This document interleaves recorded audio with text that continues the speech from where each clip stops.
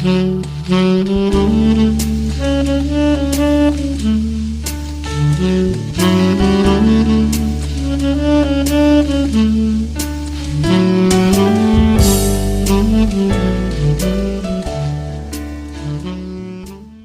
sore, selamat datang di podcast KJRI Davao City.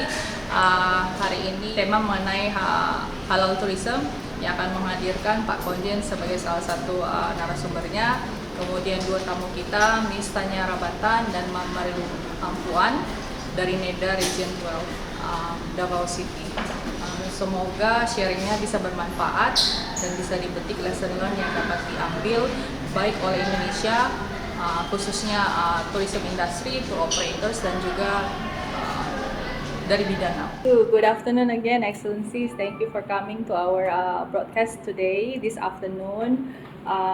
Here with us we have, ladies and gentlemen, Ms. Tanya Virginia Rabatan, Regional Director, Department of Tourism Region 12, and Marilu W. Ampuan Al-Haj, and also with our Consul General. Three of them are here with us in our podcasting. The podcast will be last really short, and this will be broadcasting to our YouTube channel, and mostly Indonesian viewers. Mostly Indonesian viewers will view this podcast. Okay. So we'll go directly to the questions, and if it's possible, normally I will speak in two languages, Okay. in English and also Bahasa, to address my consul general. All right.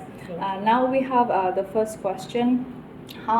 For Ms. Tanya Virginia Rabatan, how do you think the insights and strategies discussed in the seminar regarding promoting Indonesia tourism and halal tourism could be applied to the Philippine tourism industry? Yes, so first of all, we are two separate countries and with two different situations. Indonesia is highly populated with Muslims, but Davao, at least for my region, it's not so much. Yeah. So we have actually a lot to learn based on the topics discussed earlier. And particularly, we're really very interested in learning more on Muslim-friendly establishments. As in a current situation now, we do not have many halal certified hotels because mainly it is the kitchen of those accommodation facilities that are being certified. And to answer to that, so that we can cater to the needs of our Muslim travelers, the Department of Tourism, our agency, issued memorandum circular to give guidelines to our hotels and encourage them to be recognized as Muslim-friendly. So in this term, yes, we would like to learn more from Indonesia's point of view, how we can improve on the guidelines laid down on our memorandum circular, so we can accommodate more and give more friendly experience and good experience to our Muslim travelers. Thank you, Madam. Next, I would like to address Ma'am Marilu W. Ampuan Al-Haj from Philippine Halal Trade and Tourism, Exposition Founder and President, Vice Chairman Regional Halal Committee, NEDA, Region 12. Were there any key takeaways or lessons from the seminar that you think could be particularly useful or relevant to the Philippines in tourism industry? Okay, thank you so much for that question, Consul Novita, and happy to here again with Consul General Ahmad. Actually, this session gives us a lot of important insights, sharing your best practices in your halal tourism promotions. So it's a big help for us to be able to adapt those best practices that are doable in our side, especially that Davao or Philippines is minority Muslims, as mentioned to our regional director, Tanya. So it's totally difficult for us to promote halal tourism or Muslim-friendly tourism without sharing your best practices, because for us as non-Muslim country, so only few understand what is halal, and they understand halal that is only for Muslim.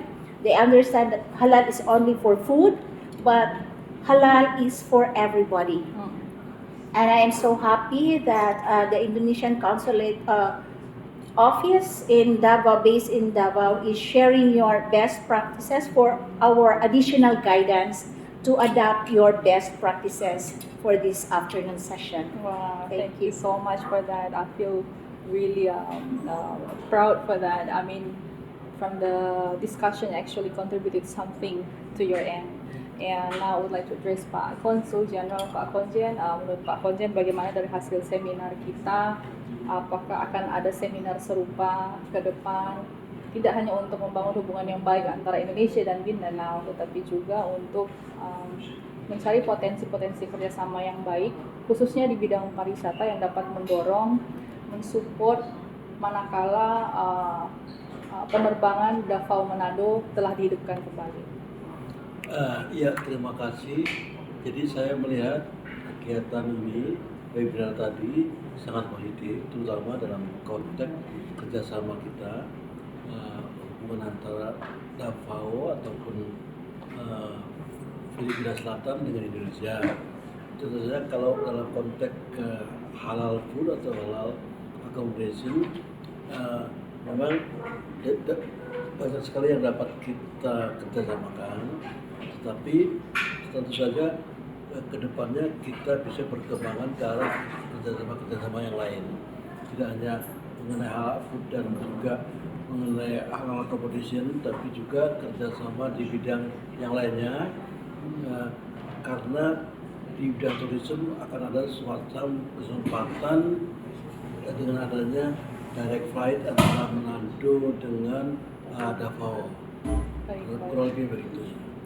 So thank you, Pak Konjen. So my Consul General was sharing that from this seminar, for sure that he is expecting or positive that in the future there will be more cooperation in terms of tourism that feasible, applicable for both Indonesia and specifically for Mindanao. And not just for in terms of halal food, but also like halal tourism, hopefully in the future. So now I would like to ask the second question to both Mam Tanya and Mam Marilu. In both of your opinion, what are the potential challenges or opportunities that the Philippines tourism industry might face in terms of promoting halal tourism, and how could this be addressed or leveraged? Yes, so may I take that? Yes, sure. So right now, the challenge is really having more private players engaged in offering halal services. So we lack facilities, no? We lack more like restaurants that offer halal food.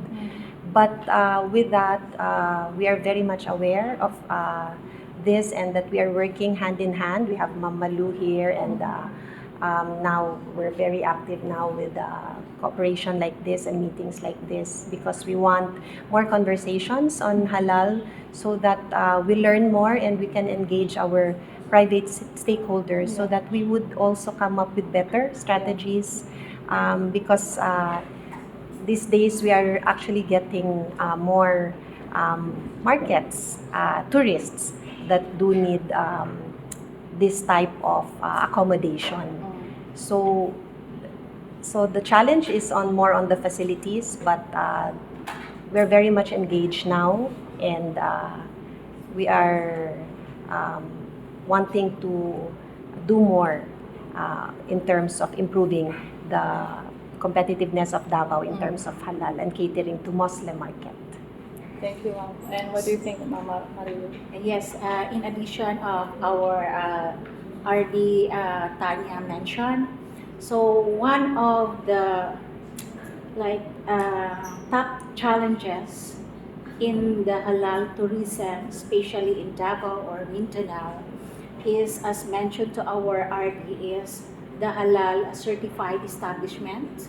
So that's one. And number two, of course, the continue of awareness of what is halal. So the business industry, especially the tourism stakeholders, must able to adopt and practice the halal standard in their business operations and grab this opportunity, especially the market from Indonesia is quite big. So hopefully, if this challenge will be addressed for the connectivity, so we can have a more close collaboration in promoting our best practices together with your support, having a direct flight from Davao to Manado. So that's the most important, the connectivity for this moment. So I hope we have more collaboration for that.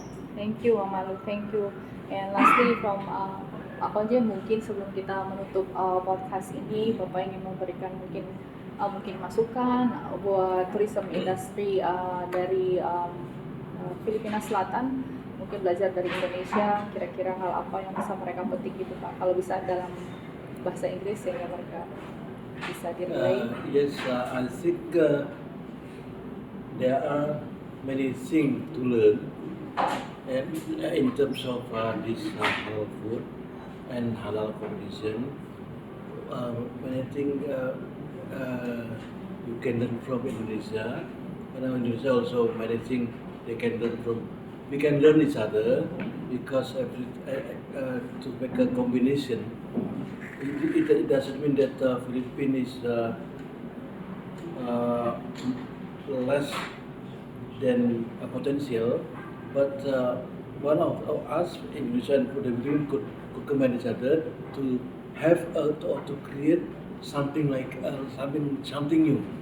So using the halal food or halal competition first, and we can also create something else, so that we can synergies, so we can combine it. That's what I have in my mind about this kind of seminar, this kind of sharing of knowledge. Thank you, Mr. Constitutional. So synergize and then cooperate will still be Cooperate continue in the yes. future, and hopefully more topic, more theme regarding both countries, both regions in Indonesia and Philippines could be explored. And by that, we do hope that we also help the both government to promote Yes. to promote our tourism industries, both from Indonesians end and then also from the Philippines end. With that, I would like to conclude this podcast and say thank you to our three guests that already come to our podcast today. And by closing, can you say thank you and saranghaeo? Bye. Thank you. And salam. Thank you. Thank you. Salam and mabuhay. Thank you.